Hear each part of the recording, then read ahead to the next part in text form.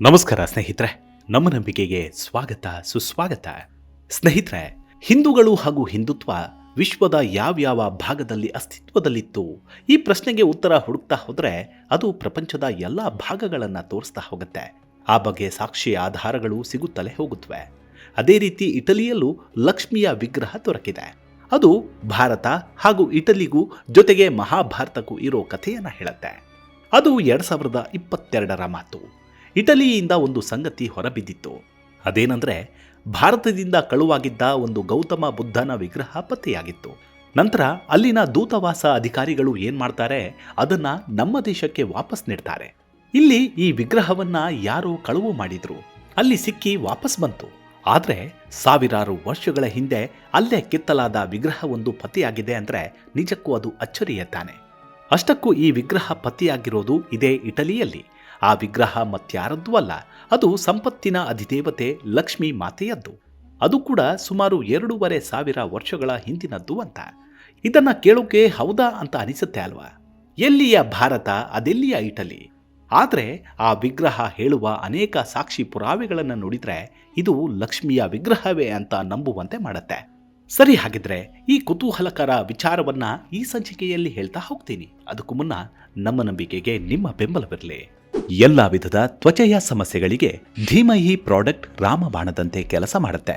ಕೇವಲ 3 ದಿನದಲ್ಲೇ ವ್ಯತ್ಯಾಸ ನೋಡ್ತೀರಾ. ಯಾವುದೇ ಅಡ್ಡ ಪರಿಣಾಮಗಳಿಲ್ಲ.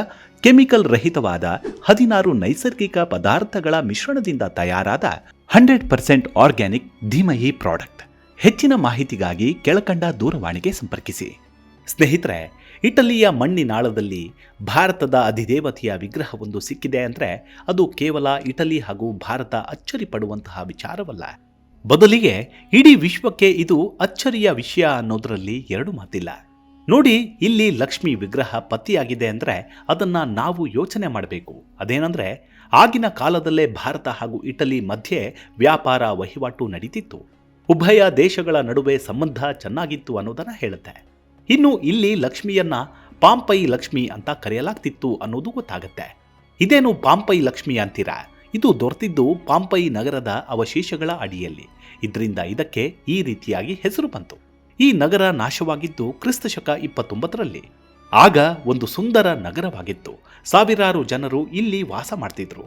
ಅನೇಕ ಕಸುಬುಗಳನ್ನು ಮಾಡಿಕೊಂಡು ಬದುಕು ಕಟ್ಕೊಂಡಿದ್ರು. ಆದರೆ ಇದ್ದಕ್ಕಿದ್ದಂತೆ ಅದೊಂದು ದಿನ ಜ್ವಾಲಾಮುಖಿ ಏಳ್ತು. ಅದರಿಂದ ಎದ್ದ ಬೂದಿಯ ಮಳೆ ಹಾಗೂ ಪ್ರವಾಹ ಇಡೀ ನಗರವನ್ನೇ ಆವರಿಸಿಕೊಂಡು ಬಿಡ್ತು. ಸಣ್ಣ ಪುಟ್ಟ ಮನೆಗಳು ನಾಶವಾದವು. ಅಲ್ಲಿ ಇದ್ದವರು ಎಲ್ಲರೂ ನಾಶವಾಗಿ ಬಿಟ್ರು. ಒಂದಷ್ಟು ಜನರು ತಪ್ಪಿಸಿಕೊಳ್ಳೋಕೆ ಎತ್ತರದ ಪ್ರದೇಶಗಳತ್ತ ಓಡಿ ಹೋದ್ರು. ಇನ್ನೇನು ನಾವು ಅಪಾಯದಿಂದ ಪಾರಾಗಿ ಬಿಟ್ಟೆವು ಅಂತಾನೆ ಅಂದುಕೊಂಡಿದ್ರು. ಆದರೆ ಅವರ ಹಣೆ ಬರಹ ಸರಿ ಇರಲಿಲ್ಲ. ಇದಾದ 3ನೇ ದಿನ ಕೂಡ ಅನಾಹುತ ಸಂಭವಿಸಿತು. ಅದು ಹಿಂದಿನದಕ್ಕಿಂತಲೂ ಭಯಾನಕವಾಗಿತ್ತು.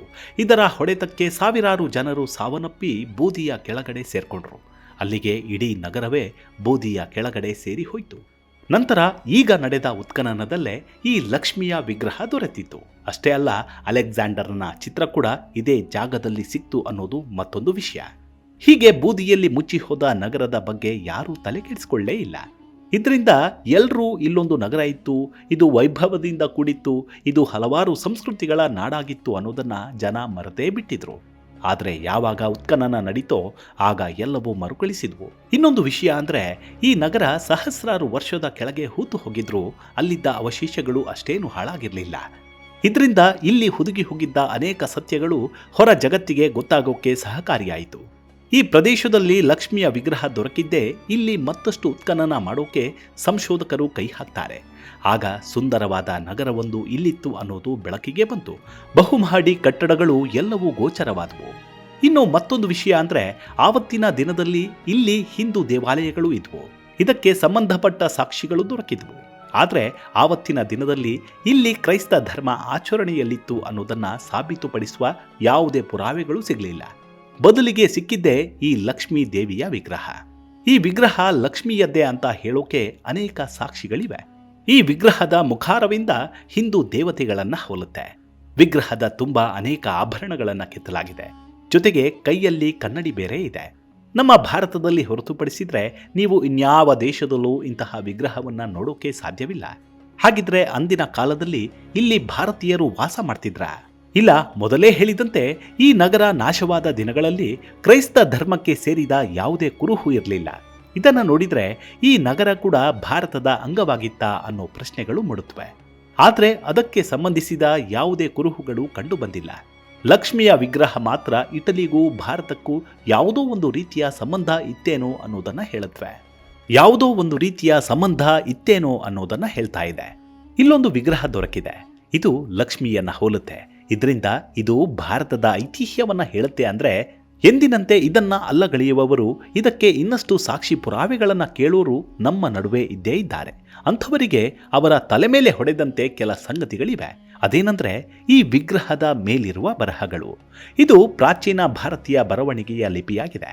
ಕ್ರಿಸ್ತಪೂರ್ವ 4ನೇ ಶತಮಾನ ಹಾಗೂ ಅದರ ಕೆಲ ಶತಮಾನದವರೆಗೂ ಭಾರತದ ಉತ್ತರ ಭಾಗದಲ್ಲಿ ಮತ್ತು ಮಧ್ಯ ಏಷ್ಯಾದಲ್ಲಿ ವ್ಯಾಪಕವಾಗಿ ಇದನ್ನ ಬಳಸಲಾಗ್ತಿತ್ತು ಅಂತ ಇತಿಹಾಸ ಹೇಳುತ್ತೆ. ವಿಶೇಷವಾಗಿ ಅಶೋಕನ ಶಾಸನಗಳು ಮತ್ತು ಗಾಂಧಾರದ ಬೌದ್ಧ ಗ್ರಂಥಗಳಲ್ಲಿ ಕಂಡುಬರುತ್ತೆ. ಇದು ಬ್ರಾಹ್ಮಿ ಲಿಪಿಯಿಂದ ಉದ್ಭವಿಸಿದ್ದು ಪಶ್ಚಿಮಕ್ಕೆ ಏಷ್ಯಾದಲ್ಲಿನ ಲಿಪಿಗಳ ಮೇಲೆ ಪ್ರಭಾವ ಬೀರಿದೆ. ಇದು ಬಲದಿಂದ ಎಡಕ್ಕೆ ಬರೆಯುವ ಬರಹ.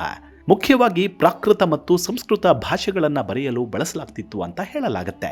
ಅಂದ್ರೆ ಇದು ಭಾರತೀಯ ಭಾಷೆ ಅನ್ನೋದು ಪಕ್ಕ.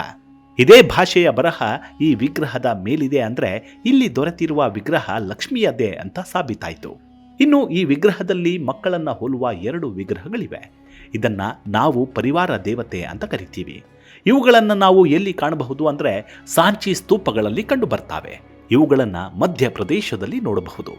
ಇದು ಮೌರ್ಯ ಚಕ್ರವರ್ತಿ ಅಶೋಕನು ನಿರ್ಮಾಣ ಮಾಡಿದ ಅಂತ ಹೇಳಲಾಗುತ್ತೆ. ಬುದ್ಧನ ಅವಶೇಷಗಳ ಮೇಲೆ ನಿರ್ಮಿಸಿದ ಭಾರತದ ಹಳೆಯ ಕಲ್ಲಿನ ಸ್ಮಾರಕಗಳಲ್ಲಿ ಇದೂ ಒಂದು.